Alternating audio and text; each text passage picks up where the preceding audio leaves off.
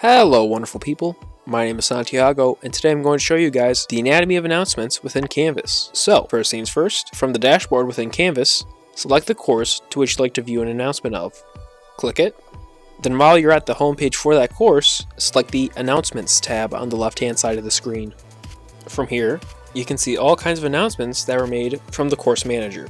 Here, you can see the title of the announcement, the first few lines of the description of the announcement, to who the announcement was made for, and the icon of the person that posted the announcement.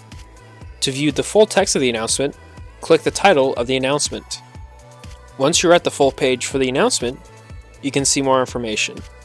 For example, in this announcement, there's a download link for a Word document.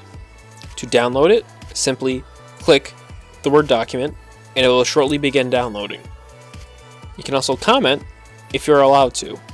To comment on an announcement, follow the same protocol as you would on a discussion thread in Canvas. Thank you all for watching. Have a nice day.